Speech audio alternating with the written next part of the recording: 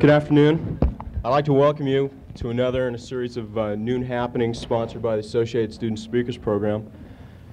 Today, we are privileged to have with us the congressman from the 38th District who was just elected for his third term. His committees in the House of Representatives are the Interior and Insular Affairs Committee, which deals with national parks and the Redwoods, the Foreign Affairs Committee, which deals with foreign policy. He's been to Vietnam. He's done an evaluation of the Hamlet program. He got his BA in anthropology at Yale University, went to Virginia Law School, West Virginia Law School, and the Academy of International Law at The Hague, and teaches business law at the University of Riverside. Today, what we're going to try today is just a give and take, a good discussion, I hope. It's always mentioned who's going to be running for offices in the future, and Congressman Tunney's name has come up over and over again for the George Murphy Senate seat in 1970.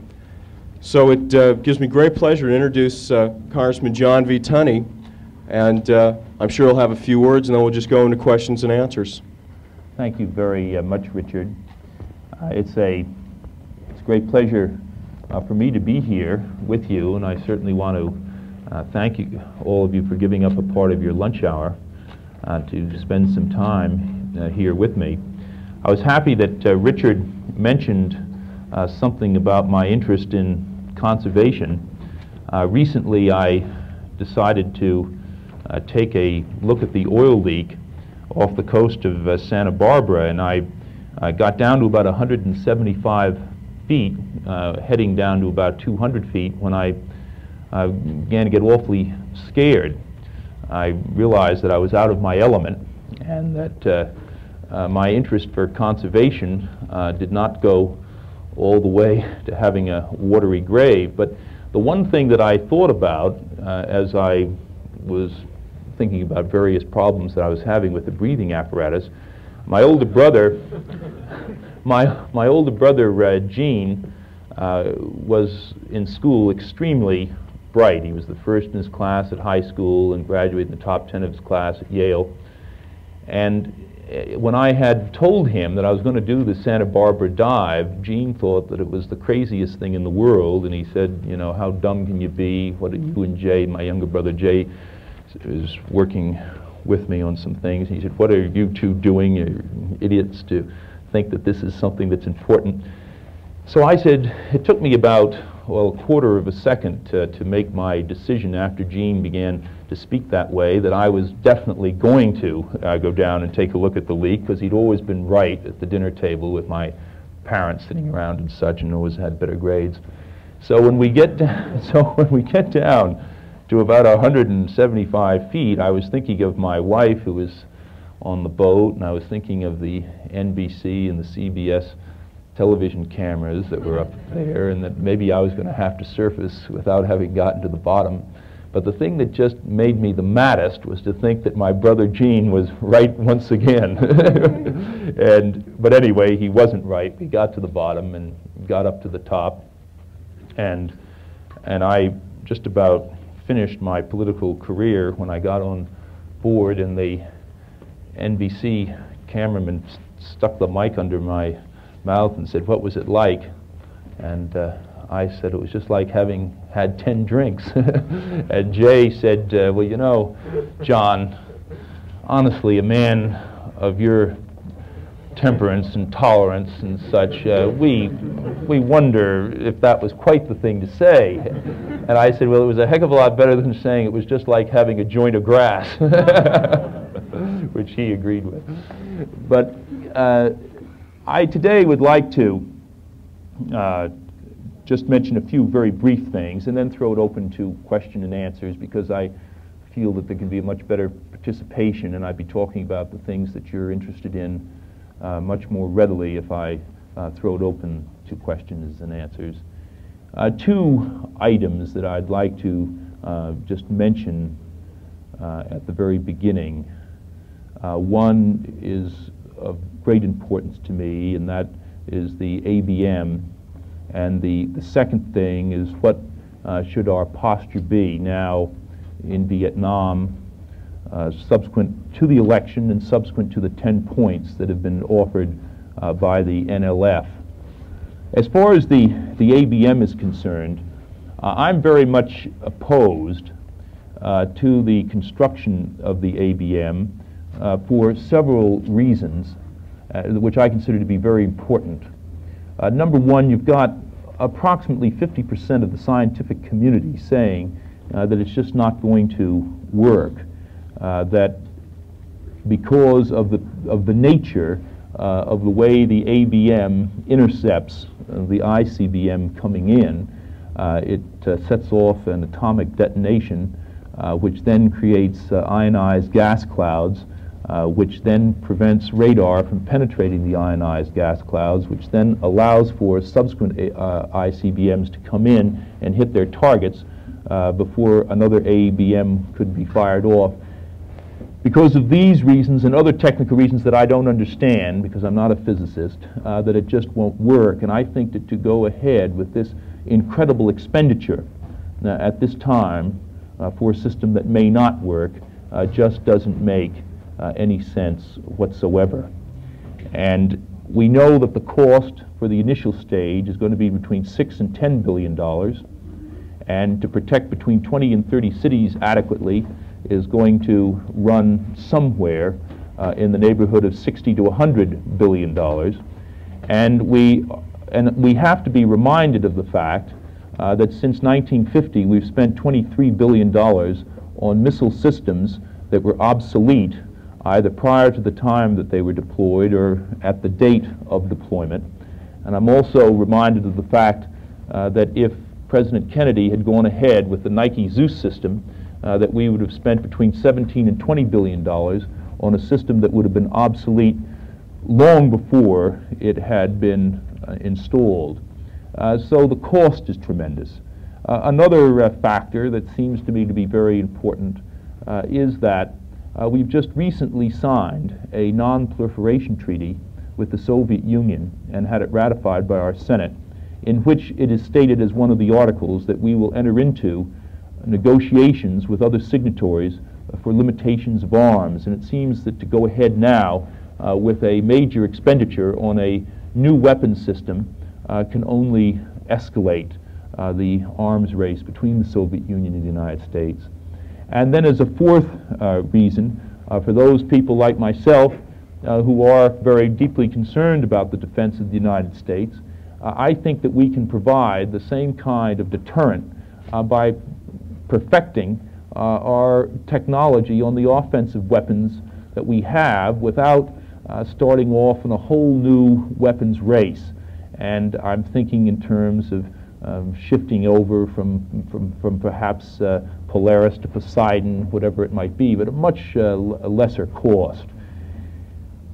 I therefore would hope that the Congress will not approve the ABM proposal of President Nixon, but I'm not at all sanguine that in the House of Representatives that we have a chance at all.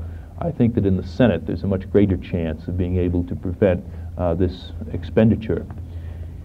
As far as Vietnam is concerned, I feel that, of course, one of the real problems we've had in Vietnam and why we haven't made greater progress from the very beginning and why it was an ill-starred operation from the very beginning was because we didn't understand the nature of the war, the fact that it was a revolutionary war rather than a war of national aggression.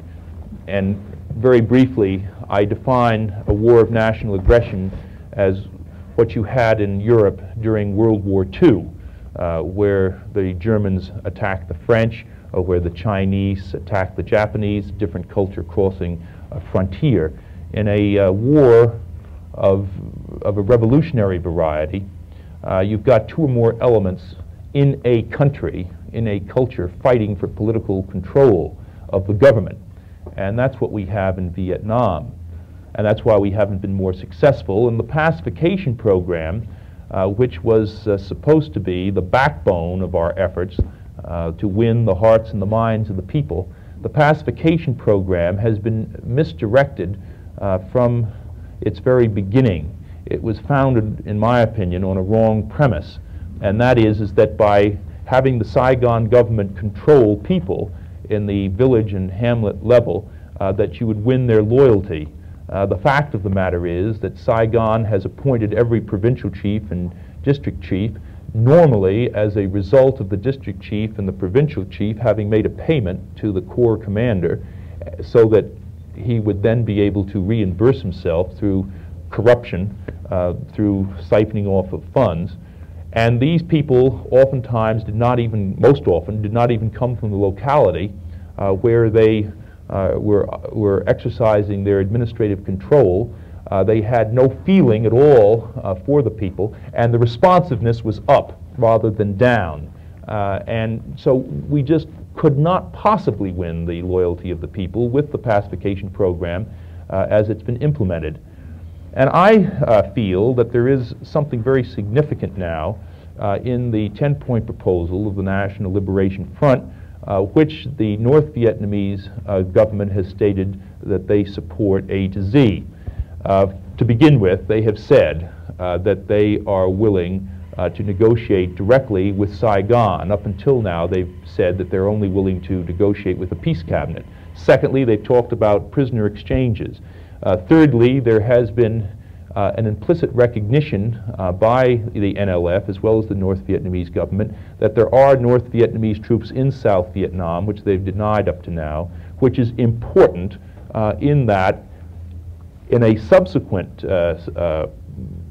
proposal, they talked about international supervision of the withdrawal of American troops. Well, if you're going to have international supervision of the withdrawal of American troops, and you've implicitly recognized the North Vietnamese troops there too, the international supervision also could be of North Vietnamese troops. I know that this is somewhat technical, but I think that it does represent a significant breakthrough, and there's a great possibility that we can now work out some meaningful accommodations. I made a statement, which you might have seen in yesterday's paper, in the Times, which I said that I thought that we ought to announce that we are going to withdraw 100,000 troops from Vietnam over the next 6 months and 25,000 within the next month.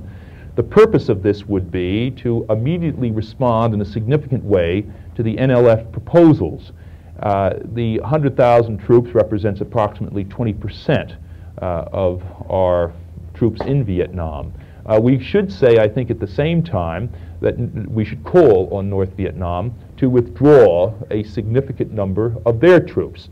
And I think that we should also call on the Vietnamese government to work towards the appointment, or perhaps the appointment, of an election commission whereby all elements in the country of South Vietnam would, at a subsequent date in elections, be able to elect local officials, provincial chiefs, district chiefs, as well as village chiefs. And I think that this is what we must work towards, not waiting until we get it signed, sealed, and delivered on the part of North Vietnam that they're going to withdraw all their troops if we withdraw all ours. We should make the first step and then call on them to withdraw, and I think that we have a fairly good chance of getting them to withdraw, and then allowing the South Vietnamese people to make up their own minds as to who they want to have govern them at the local as well as the national level. And I think that this could be a way of breaking through the impasse that we now have. So those are the few opening preliminary remarks that I wanted to make, and now I'd just like to throw it open to questions. Right over here.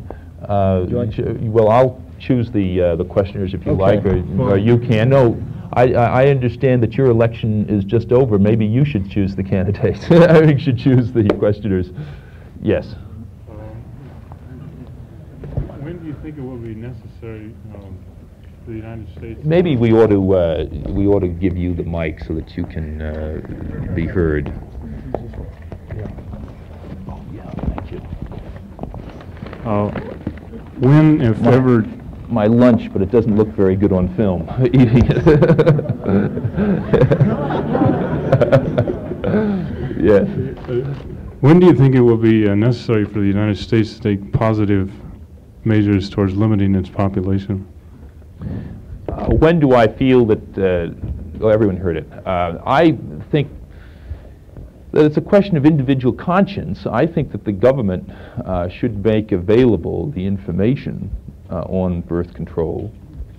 It should make available to everyone the information on birth control, and perhaps when it is demonstrated clearly over a period of years that the pill is safe, because there's some question, I understand now, about the pill being safe, but when it's determined that the pill is safe, to give married couples who cannot afford it the opportunity to use the pill. But I think it's a question of individual conscience, and I don't think that the government should start enforcing any dictum on this in this particular area. How about things like tax measures? In other words, instead of giving people $600 for having a kid, paying them $600 for not having a kid, or something like that. In other words, well, I think there's going to be it's going to be a long time before politically that's a feasible alternative to the present system. Most people feel that it's a very nice thing having that deduction, and I have 3 children, and I feel that it's very nice having the deduction myself. I don't think that we ought to use our tax structure, our tax system, at the moment for birth control, and I think that then becomes a form of coercion. I think it ought to be individual conscience. So, in other words, you don't see the population explosion as being a very important problem? I think it's a very important problem. I think worldwide it's a much more important problem than it is in this country, but I think it's developing to be an important problem in this country as well. Yes. What about getting somebody from the back? Yes. I'd like to refer to your original statement on conservation.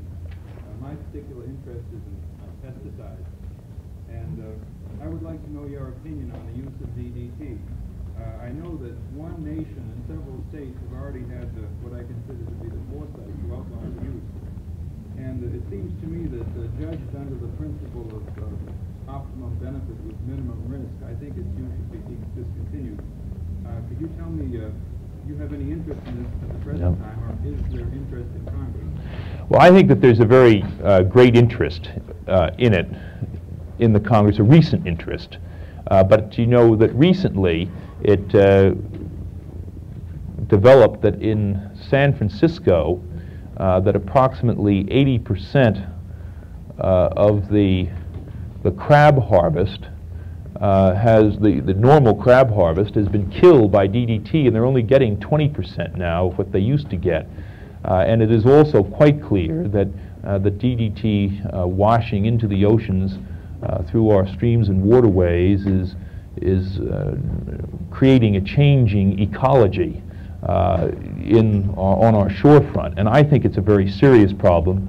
And I'm convinced personally that DDT should be eliminated and other chemicals should be substituted. But before I think that we can, at the federal level, enforce such a regulation, I think that we're going to have what Bob Finch called for, Secretary Finch called for, a thorough study, investigation of DDT and the harm to the ecology, not only of the farm areas where it's being used, but also to the water areas where it's washed out to. And then once it's determined from a study of that kind that it does create the kind of problems that I'm convinced it does create, then I think we can go ahead at the Food and Drug Administration level and outlaw it. But we couldn't do it until there was an official study at the federal level. Yes? Could you give a brief explanation of your stand on the California grape boycott? Yes, my stand on the grape boycott is that we ought to bring farm labor under the National Labor Relations Act, where they have an opportunity to bargain collectively the way 95% of the other workers in the country can bargain. The farm workers have a perfect right to the boycott. As a congressman, I have neither supported nor opposed the boycott because the boycott has a very substantial economic impact if it were successful, a very substantial economic impact in my area. Like in my district, it could cost the area about $50 million.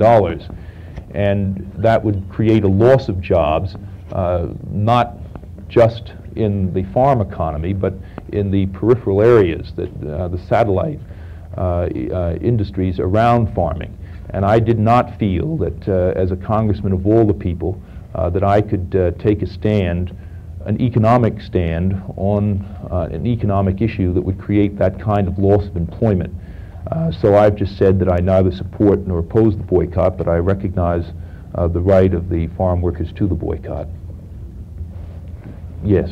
I'd like to have your opinion on United States activity in Korea now. Could you tell me, the question is about the United States activities in Korea. Are you referring to our spy?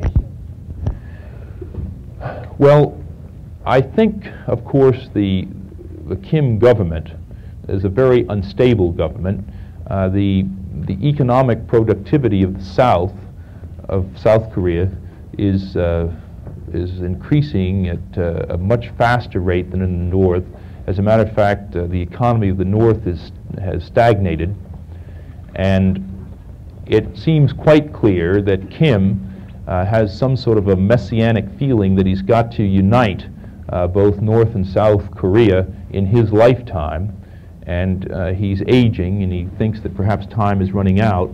And I think that we face a very critical and dangerous period in Korea, because I think that Kim may very well try and create an incident which would lead to another war in Korea. Would this involve the United States as to protect our security? Well, I think that represents a tremendous problem. See, I think that there's a great difference between, for instance, the Korean War as it was fought in 1950 and 1950, and the Vietnamese War. Because, you see, I look at the Vietnamese War as being a revolutionary war, whereas I think that the Korean War was just the opposite. It was an aggression in which the people of South Korea in no way identified with. There was very little in the way of South Korean involvement, and practically none. And yet you have in Vietnam a situation where, if it were not for the fact that the population is supporting the North Vietnamese and the Viet Cong, they couldn't subsist in the South. So I see a very great difference between the two kinds of situations. The South Koreans have no desire whatsoever to be a part of the South Koreans have no desire to be a part of the North Korean government, and as a matter of fact, they're unified against the communist government in the North. I think there's a difference between the two. It would create a very difficult problem for us, particularly in light of the fact that we are so hamstrung by our activities in Vietnam that it's very probable that there's nothing we could do in Korea without having a general mobilization, which is one of the reasons. I mean, I think that the tragedy of the Vietnamese War is that it's hamstrung us all over the world.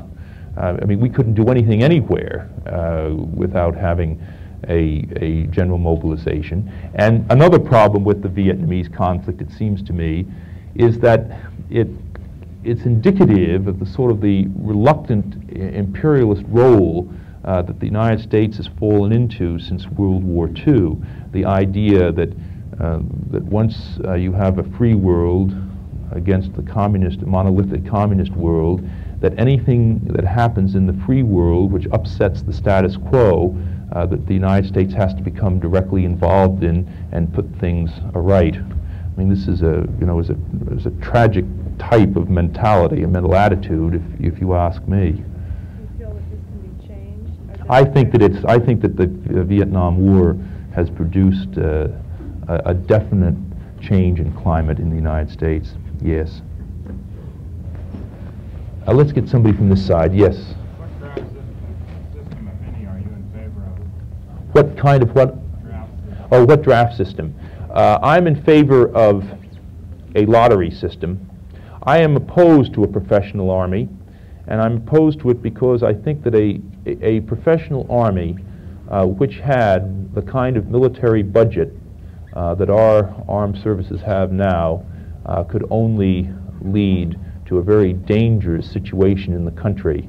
I mean, I don't think that it's, for instance, looking 20, 30, 40 years down the line, I don't think it's inconceivable that you could have a military government in this country. It's happened in other societies where people didn't think it was possible, and I think it could happen here.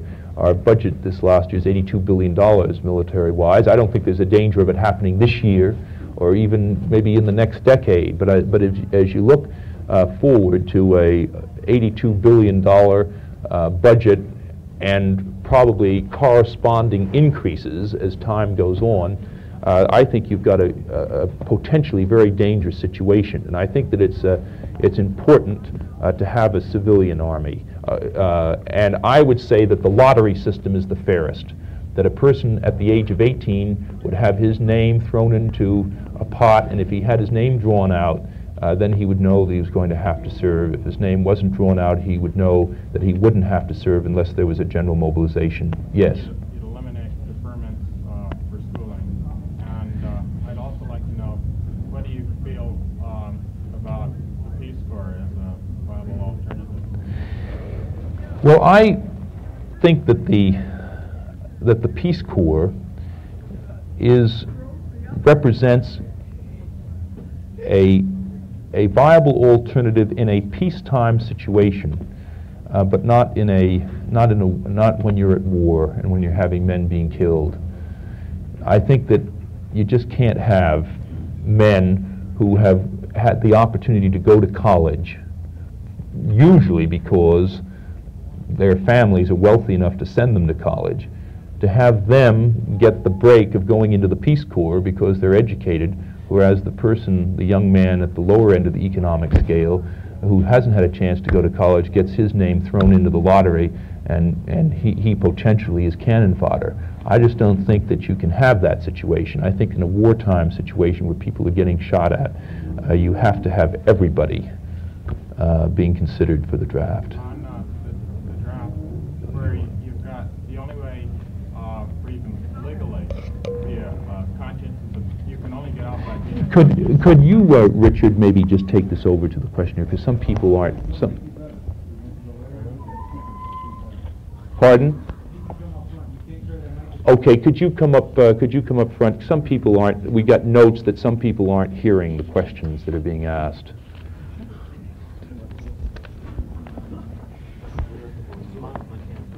Well, the question I had was, at present, the only way that a person's conscience enters into the draft scheme is by being a conscientious objector, and the rules on this are very stringent at the present time.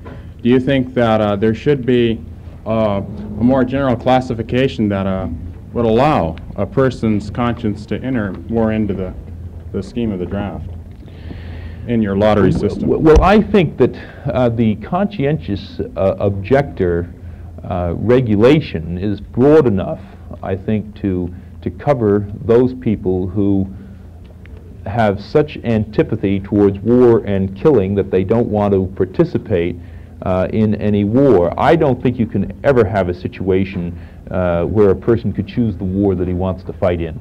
I think it has to be a general abhorrence of all war and all killing that fits a person into the category of a conscientious objector. I think you just couldn't run a draft system if a person could choose their own war. See, the government in our society is freely elected. It is supposedly responsive to the people's will. Now, if the government decides that there's going to be a war, then I think that the people have to either support their government or vote them out of office and change the direction. But I don't think that you could, as a practical matter, and I think we're pragmatists as well as idealists, as a practical matter, I don't think you could have a draft system that would work where people could choose their war. And on this, I think that we better. One of the things is that other people have questions, and I'm going to get myself in trouble. Thanks. Okay.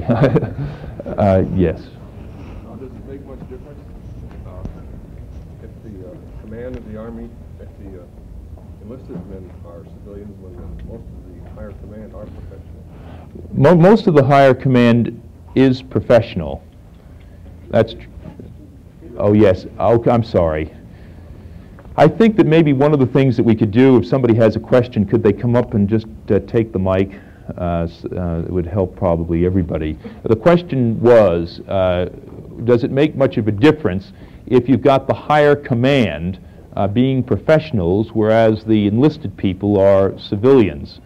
And I was saying that I recognize and agree with you that the higher command is made up of professionals. However, many of the junior officers are civilian soldiers. They spend 2 or 3 years in the Army and then go out into civilian life. And of course, in the majority, the enlisted men are citizen soldiers. I think that it does have a leavening influence. Yes, very definitely.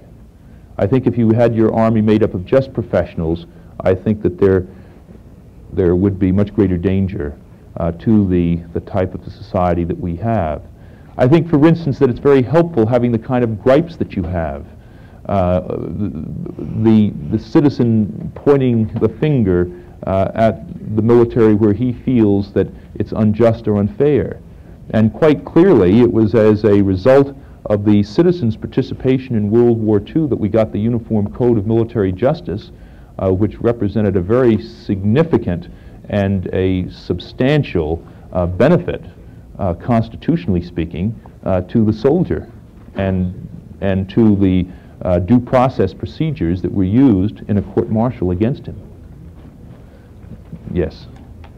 What are your Would you like to stand? Could you stand up maybe and just use the mic here? Don't pull too hard. What are your views? What are your views in the Middle East, and what do you think the parties involved would have to do to bring about a peace, viable peace?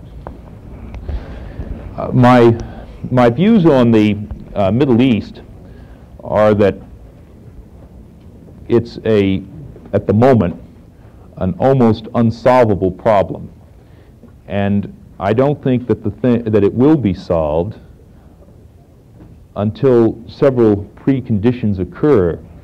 One of the preconditions is that the Arab world, it seems to me, are going to have to recognize the sovereignty of the State of Israel.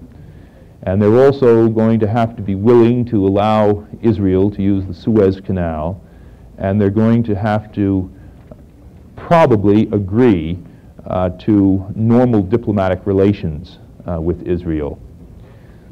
Now, I feel that there is a way that you could bring to bear world community pressure on both the Israelis and Arabs to resolve the border problem. For instance, the withdrawal of Israeli troops from the lands that were conquered prior to the War of June 7th, 1967. But Israel, it seems to me, is never going to agree to that kind of withdrawal until the Arabs agree to recognize the sovereignty of Israel on a permanent basis. So I think we're really at an impasse. I talked to Nasser about 3 years ago. I was in Egypt, and I had about 2-hour conversation with him at his home. And I asked him, this was in November of '66, and I asked him if he thought that there was any likelihood of a war coming with Israel in the near future. And he said no. He didn't think that there was a likelihood. He said that, however, eventually we're going to push them into the sea. He said it's like the Egyptian woman in the Upper Nile whose husband is killed when her son is a few months old, and she keeps telling her son, "You must revenge your father's death, you must revenge your father's death," and then when the son grows up to be a man, he goes out and murders his father's murderer. He said this is the same sort of a situation. So I left Nasser's presence feeling that eventually there was going to be another conflict between the Arabs and the Israelis, but that it wasn't going to happen in the near future because the Egyptians didn't feel that they were strong enough, or the Arab world was strong enough. And I think that it's quite clear that when Nasser asked you thought to remove the UN peacekeeping forces from the Sinai Peninsula and the Gulf of Aqaba, that he did not think that you thought was going to do it. In fact, he was hoping that you thought wouldn't do it, and that he was using this as a vehicle for maintaining his own popularity. I mean, the United States, as the bogeyman, was no longer exacting the same response from the Egyptian population, so now he was going to turn on the UN as an organization. But of course, when you thought withdrew, that created a vacuum, and to be a man, he had to move his forces in. And so this is of course was the disaster. And then when he got up on the bluffs overlooking the Gulf of Aqaba, then of course he had to stop the shipping, because he'd always said, you know, that he had to stop the shipping if he got control. So it was a disaster. And so this is the kind of thing that I don't know how it can be readily resolved. It's a very difficult situation that only time probably is going to cure. Yes. Why did you vote in 1966 against? Could you come here and ask the question on the mic? We want to make sure that everybody gets your question. Mr. Tunney, I'd like to know why in 1966 you voted against withholding funds from segregated schools. Well, what vote are you referring to? I can't imagine that I voted against withholding. There was a vote on the 1966 Civil Rights Act on the withholding of funds from segregated schools, and you voted against withholding those funds. I think you remember it. Well, I can't remember that. I can't recall ever voting in this way, and so I just don't know what the vote is. I'd have to look at it, and perhaps how did the vote go? How many Republicans and Democrats voted for or against? I don't recall the vote. I don't know the exact numbers, but I do remember that withholding the funds was passed. It's part of the law today. Well, if you're talking about on a final vote now on an education bill, which included that provision, it's very possible that I did that I voted for the final bill, but I cannot imagine myself voting on the specific issue, if it was a specific issue, voting on the specific issue as you've indicated me voting. Now, it's very easy for you to list a vote having voted against the withholding of funds from segregated schools if that was an amendment or a provision in the overall bill. Now, if I voted on the final passage of the bill, you can't select one specific thing that was a part of the bill and say that I voted in favor of it and give any kind of honest appraisal of my position, because I'm very much in favor of withholding funds from segregated schools. And I've consistently said that, and I can't imagine where you got this particular vote, because I think it probably was a part of the final bill on final passage. That could be. I wasn't the one who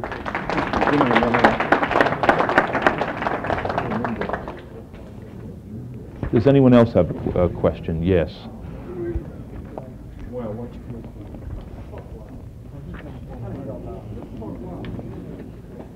Excuse me, if you have a question, why don't you walk up to the middle of the room and we'll just form a line. If we can return to your response to the question on the grape boycott, you said that your reasons for not taking a stand are of economic nature. Yeah. It seems to me that throughout history that economic reasons has been used for a justification for all sorts of exploitation. An example is the system of slavery in the United States. Many people, including people that you supported in their candidacy for president last year, Robert Kennedy and Hubert Humphrey, came out in strong support of the Great Boycott for moral reasons, feeling that those overrode the economic reasons of the people in your district. How can you justify your response? Well, number one, Senator Robert Kennedy, never came out specifically and said that he favored the boycott. What he did say, however, was that he was in favor of what Cesar Chavez was trying to do.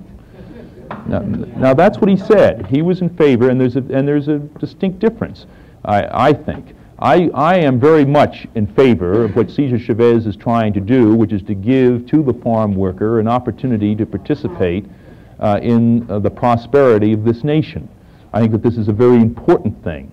And I think that perhaps if I were a private citizen, I could take a stand that was different, and would take a stand that was different than I as a public official take. But I think that a public official has the duty to pass legislation, to work towards the passage of legislation which allows the parties themselves to settle their economic disputes. For instance, I don't think that it's the right of a congressman, or the duty of a congressman, the responsibility of a congressman, to be closeted with management or labor in a strike. I just don't think that a congressman should take upon himself the obligation of becoming a party to an economic dispute, whether he's a party on the part of management or whether he's a party on the part of the employees. And I think that most people feel that way in this country. I mean, the important thing about the free enterprise system that we have is that the government doesn't become involved. It allows people to resolve their own differences. And I have consistently voted against compulsory arbitration because I don't believe that compulsory arbitration is a healthy thing. But once you begin to assume that a congressman should start taking sides on economic disputes, if they can do it in one dispute, they can do it in many others. And I can assure you that with the balance of power being what it is in this country, that you're not going to like the outcome if congressmen start getting involved on one side or the other in economic disputes.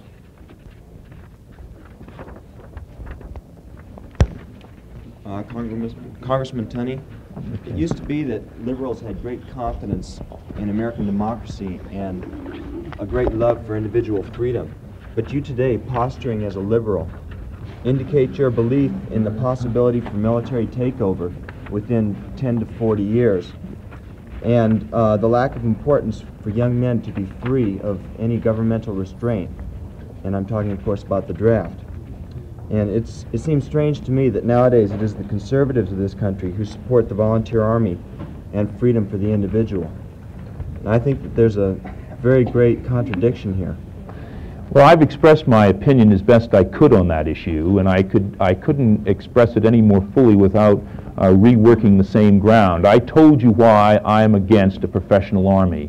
I told you why I think that there are dangers. And I've expressed myself as fully on that as I possibly can, and we probably have a disagreement, but there's nothing that I can do to resolve it. Would you say then that the possibility of a military takeover is so great that it is within this country's interest to maintain this slavery of young men? Well, in the first place, I don't think that the young man is enslaved in this country. And secondly, I don't think that there is, as I said, an immediate danger of a military takeover. I said that I think that if you allowed a professional army in which there were no civilians, no leavening influence of civilians, that it would be a danger somewhere down the line. And I'm looking at it in its historical context.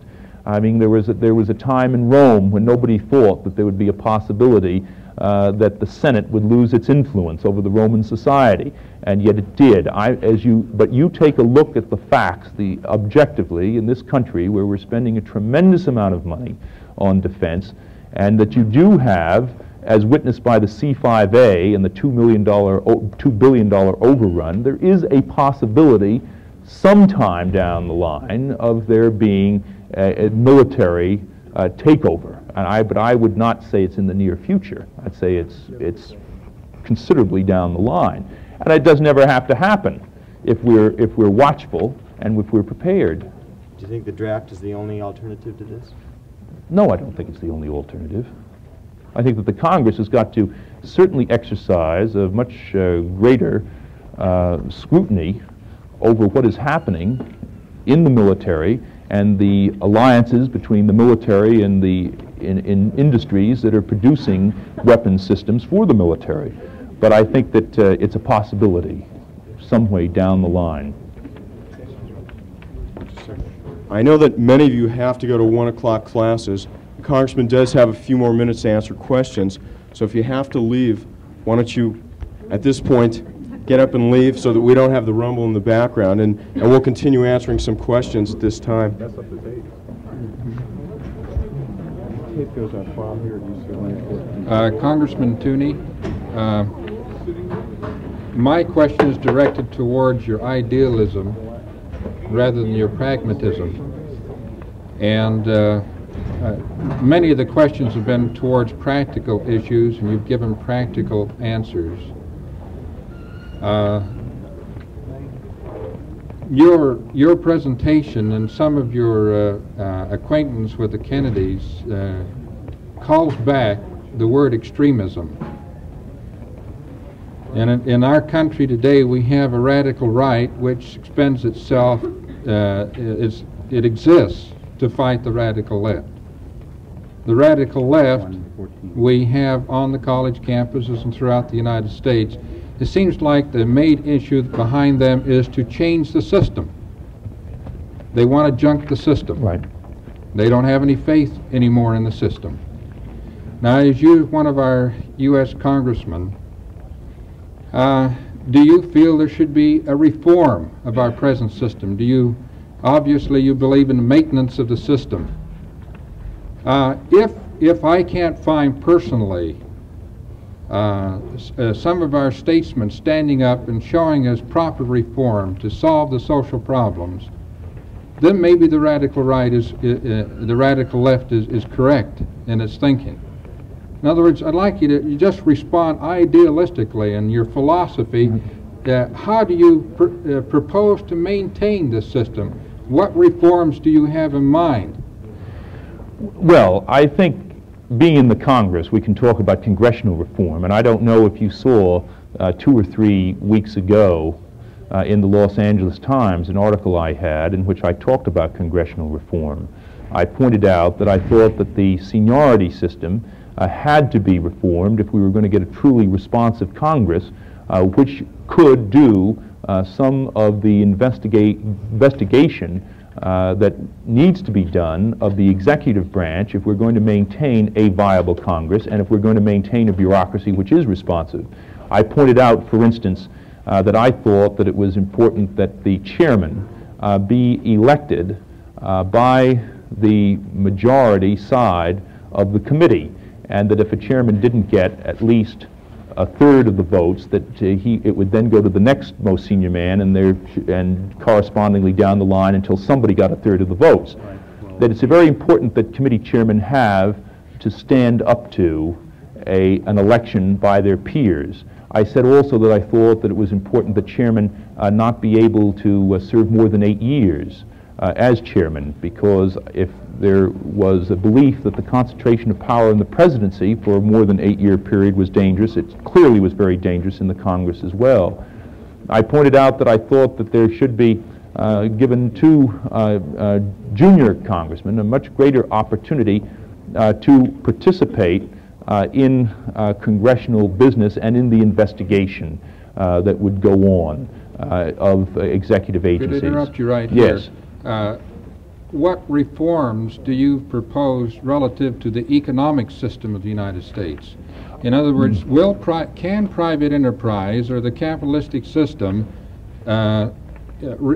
solve social problems like poverty and race? Well, I think if it can't, we're in very great trouble in this country. And I think it can. I think that what you've got to use government as a catalyst. You've got to use government as a catalyst for the change. For instance, I feel that there's no reason at all that we can't use tax incentives to get private enterprise to come into ghetto areas to provide jobs. There's got to be a total reform of the tax system. 2/3 of the total tax income is collected by the federal government, and yet state and local governments have 2/3 of the domestic expenditures for health, education, and welfare of the people.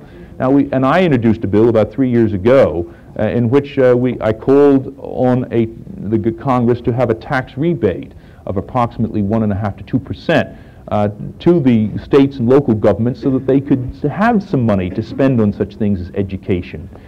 We've had, I don't know, I think 140 school bond issues turned down in the state of California in the last couple of years. If this continues, we're not only going to have trouble with the problems of education in our so-called ghetto areas, we're going to have great troubles in the suburban areas as well, because the parents are going to realize that children just aren't getting the kind of education, and yet they're paying higher taxes than ever before.